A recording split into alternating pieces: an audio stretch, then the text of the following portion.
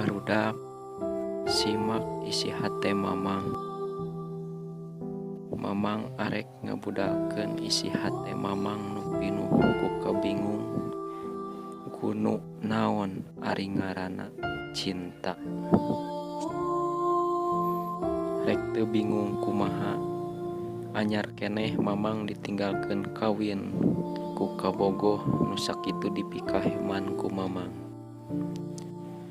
Manehna tega ninggalkeun Mamang demi tukang anak hayam warna-warni.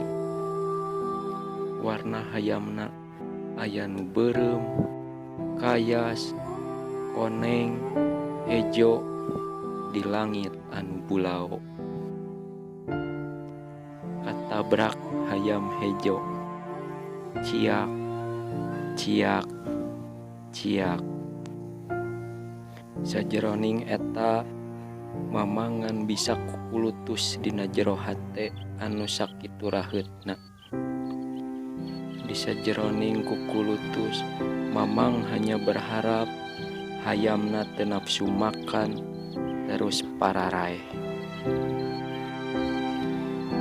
Lian ti eta sabulan kahareup Mamang mulai katinggang lope deui.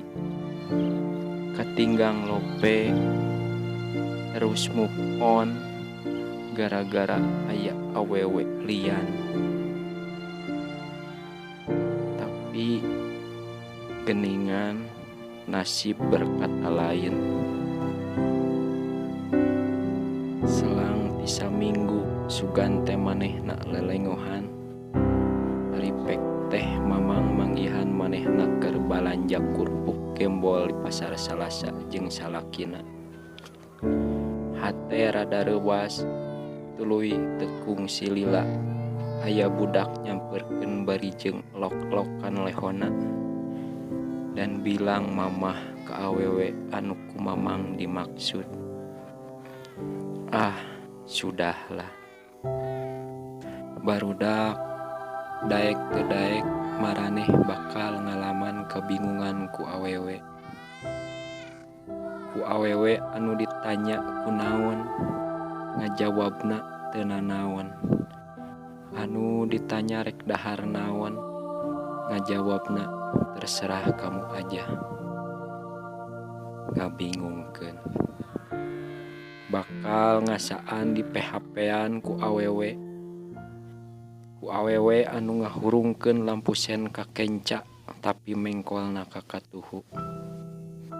Tapi semoga maraneh teu ngalaman pangalaman pait Mamang.